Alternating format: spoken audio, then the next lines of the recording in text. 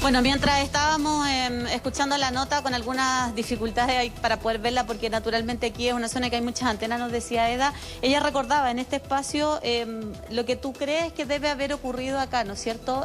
Uno como intuitivamente, y tú lo dices como madre, Eda, también sientes que es lo que podría haber ocurrido. Y aquí tú me contabas un poco la disposición de cómo estaban las pertenencias de esta chica.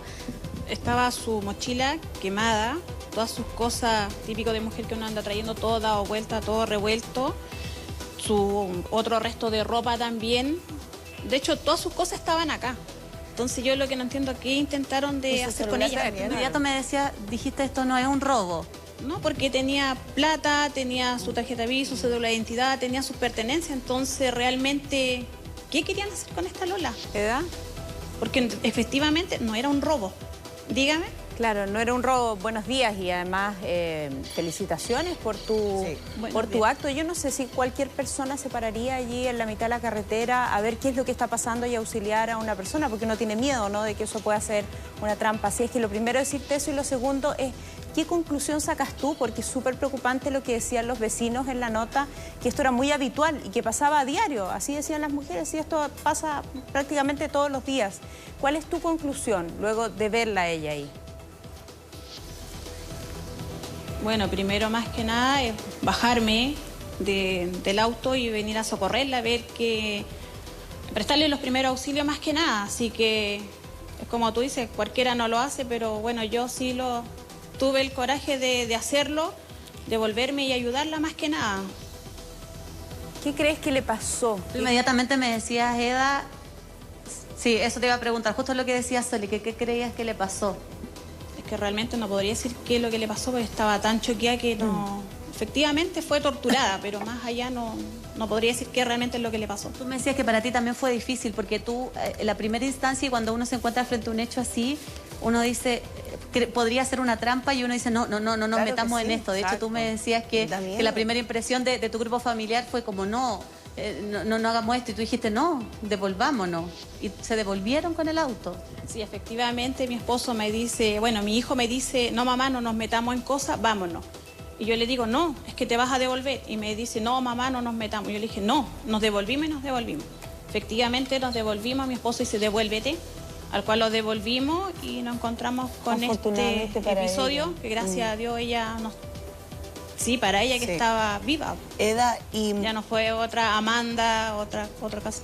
Sí, tú también relataste que ella te mencionaba a 3 personas, hacía un gesto con sus dedos. ¿Cómo fue eso? ¿Qué le preguntaste tú en ese momento?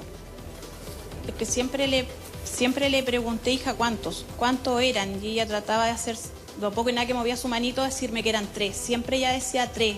¿3 hombres? No lo decía con su boca, pero trataba con 3 hombres. Siempre dijo que eran 3. Claro, dentro de lo poco que podía hablar. Esa comunicación que generas tú, Eda, claro, Sole. De hecho, fue esa poca comunicación que Eda logra generar con esta chica, donde se da un vínculo. Tú también estabas, me decía, yo también estaba choqueada, pues yo como mamá veía como una hija ahí en esta chica, y ella también veía en mí como una ayuda.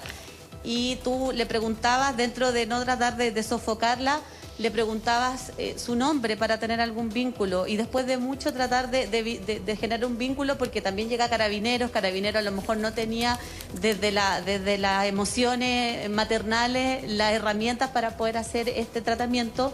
Ella misma entrega los antecedentes que permitan dar con su familia.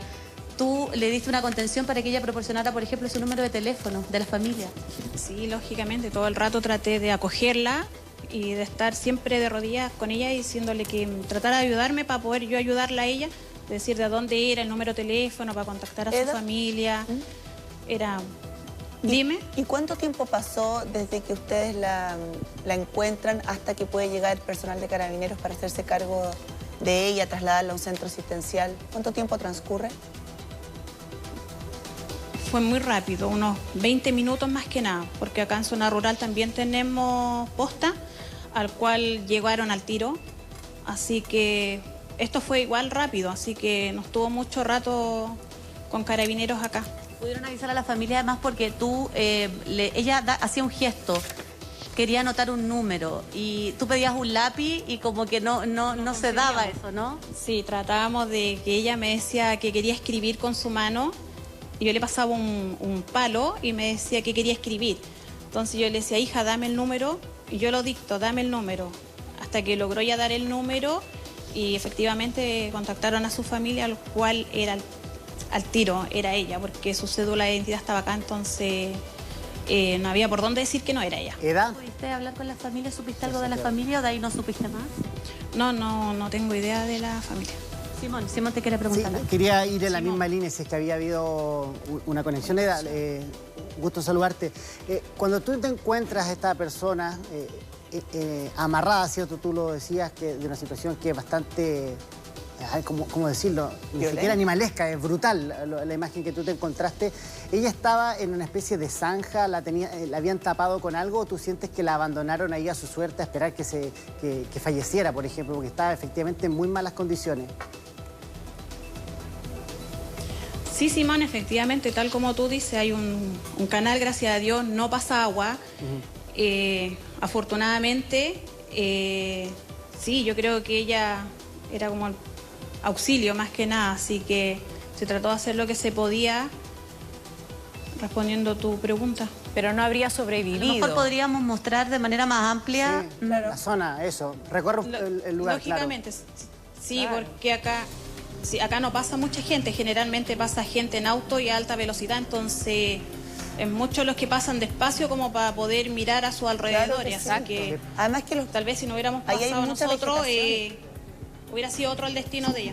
Sí, lo que yo iba a proponer que mostráramos de manera más amplia. Mira, acompáñame, Claro. porque lo que hemos hecho hemos mostrado más en específico, entonces no se han hecho una idea de cómo es el camino. Eso me da la impresión. Revivir un poco su búsqueda, claro. A lo que dice Simón. Sí. Mira, ahí el gato nos va a mostrar. Esta es la calle del Camino a la Botella. Para que ustedes hagan una idea, este es como un camino rural que está inserto en la Ruta 68. Mira, a mí me parecía raro, Eda, porque es como una zona rural en medio de al lado de la carretera.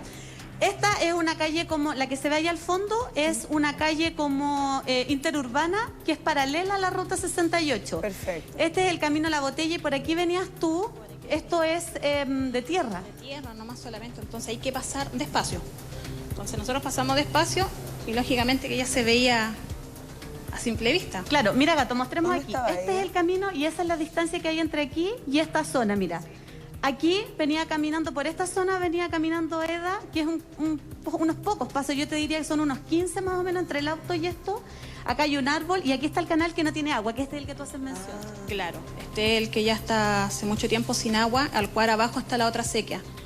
Entonces, bueno, afortunadamente no venía agua, si no hubiera sido otro el destino. ¿Y dónde estaba? Claro, y ella? aquí hay como un pequeño camino erosionado. Aquí, mira, acá Diana, gato, mostremos un poquito ahí. En este camino como erosionado, viste que es una erosión propia del camino, está lleno de maleza y Sí, aquí hay sí. una erosión propia Ahí de estaba esta ella. zona. Y ahí es donde, justo al medio, en la parte de tierra, donde encuentras que Eda lo que presupone es que ella intentó acercarse al camino donde pasan los autos. Claro. Lógicamente, ella intentó, yo creo, salir al camino, pero Arrastrarse. debido a su estado no lo logró. Claro. Ella tuvo que arrastrarse Trató, de pero irse a la no zona, claro. podía.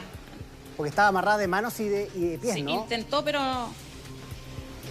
no solamente piernas. Ya, pierna. ya, se arrastraba con las manos. Entonces intentó de poder y no, claro, no pudo. La verdad las cosas que no pudo y llegó hasta donde ya la encontré yo. Claro, además nos decía Eda que es un lugar donde hay, es bien amplio, o sea, en el día mucho sol, en la noche mucho frío, habían habido heladas en las horas previas, una zona con mucha inclemencia de temperatura y por lo tanto que es extrema en términos para haber estado acá todo ese tiempo, o sea, complicada. Sí, bastante. Esa noche igual hizo mucho frío, así que no, lo bueno que igual la encontramos Claro, antes, porque si no, no no hubiera habría sido otro el sobrevivido. destino. Y recordemos que ella tenía No, con ese frío. una denuncia de presunta desgracia hacía 2 días ya. Por secuestro. Probablemente estuvo ahí por secuestro. Por secuestro. Presunta desgracia por Probablemente secuestro. Tenía la estuvo pinta. ahí durante mucho tiempo, como dices tú. Ella estaba bastante cerca del camino, pero como yo hacía mención hace un rato, hay harta vegetación ahí. Ella logró ponerse de rodillas, Sí. ponerse de pie para pedir ayuda. ¿Cómo la viste? Porque si ella hubiese estado recostada completamente, era muy difícil la visibilidad por la vegetación que hay en ese sector. No, ella nunca de rodillas, ella siempre estuvo boca abajo. Ella levantó solamente el tórax para que la vieran, nada más que eso. Ella no hizo nada más que eso. Habrá sido, Eda, que tú me dices que iba con una polera negra para arriba y eso es algo que distingue respecto al color de la vegetación. Eso te llamó la atención probablemente. Sí, lógicamente que sí, porque vestía de polera negra y para abajo no tenía nada, entonces a simple vista se notaba que era una persona. 6:30 de la tarde, además era de día todavía. Claro, estaba de día, había mucha luz como tú lo mencionas, entonces irremediable no verla. Eda, ¿y qué Era sentiste? claro todavía. ¿Qué sentiste? Porque había una persona ahí, o sea, tú te bajas con la intención de ver qué está sucediendo, entendiendo que hay una persona, pero ¿cuál fue tu sensación en ese momento? Nada, solamente me bloqueé, solamente ayudarla, saber si estaba, dar la vuelta para ver si estaba viva y quedarme siempre con ella. Si tú me preguntas hasta ahora, no asimilo cómo lo hice. Ahora como que lo piensas y te es más difícil probablemente. Sí, bastante sí. Al pensarla ahora sí, pero en el fondo tranquila igual, bastante tranquila porque, bueno, va a tener que recuperarse, ¿no? ¿Y qué le decías en ese lapso de tiempo? Jugó a favor, fíjense. En el lapso de tiempo... Bueno, cuando estuve con ella siempre la traté de acogerla y decirle, hija, ¿quién te trajo? Hija, ¿cómo estás? ¿De cuándo estás acá? Hija, ¿de cuándo estás acá? Pero no hacía nada. La verdad las cosas es que no respondía y era muy leve lo que ella podía hablar, entonces era muy bajita su voz.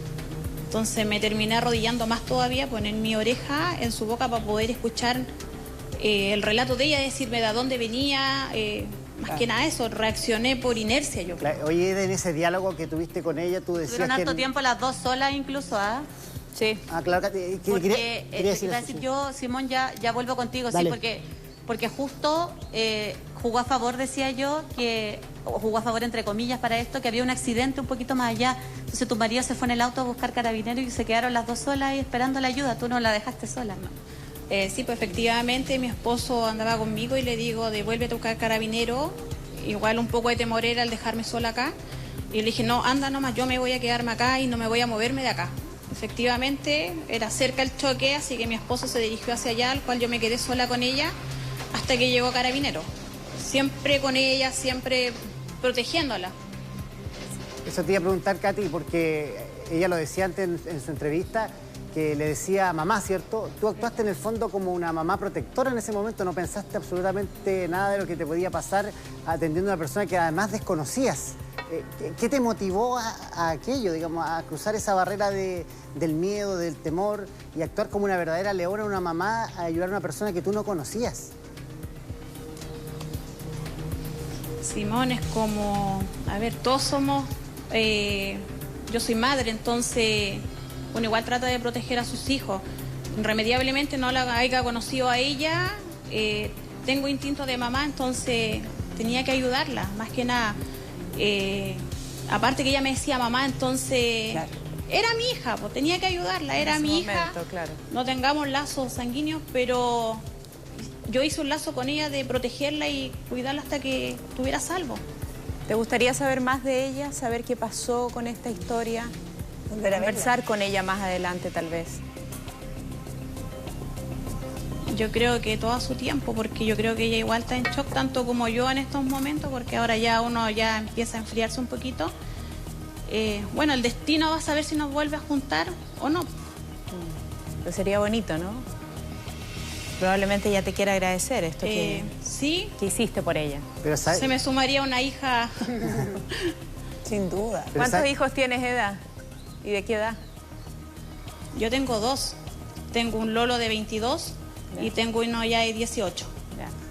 Claro, hay uno que tiene la misma edad casi prácticamente. Coincide con la edad de exacto, la Lola. 22, 23 años. Sí. Y ¿sabes qué, Sole? Lo que me llama atención, Eda, es que tú esto lo hiciste sin esperar nada a cambio, porque dice, no, claro, te transformaste en una heroína anónima de un momento a otro, en una situación en la que muchas veces, nosotros incluso a través de la televisión hemos dicho, cuando hay una situación así, vaya primero a la autoridad, no se baje, no se arriesgue, porque hemos sido testigos también de casos que terminan de otra manera por esto, pero acá la suerte estuvo de tu lado, la suerte de ella también de encontrarte contigo en esa ruta, Y nada, se me ponen a mí un poco los pelos de punta. Cuando ella me decía mamá, que es lo que estamos destacando ahí en pantalla, efectivamente lo que tú hiciste fue eso, ser una madre protectora en ese momento. Y le salvaste la vida. Le salvaste la vida, de todas maneras. Sí, bueno, si me tocaría nuevamente un caso así, yo creo que no lo pensaría 2 veces y lo volvería a hacer. ¿Y en ningún momento tuviste como miedo? Ustedes dicen, ¿verdad? yo también soy mamá. ¿En ningún momento tuviste miedo? Porque, no. como tú decías, tus hijos te alertaron, incluso tu marido le dio miedo dejarte sola ahí para ir a buscar carabineros. Uno nunca sabe a ciencia cierta si puede ser una trampa, puede ser un asalto, puede ser otro tipo de situación. Entonces, ¿tú nunca se te pasó por la cabeza que algo de ese tipo podía sucederte? Bueno, Diana, a mí no se me pasó, pero a mi esposo sí se le pasó. Entonces él dice, puede ser una trampa, porque como ya todo el mundo sabe que están pasando casos para acá, Sí. me da igual con temor. Entonces yo le dije, no, déjenme sola, vayan a buscar a carabineros, yo me voy a quedarme siempre con ella.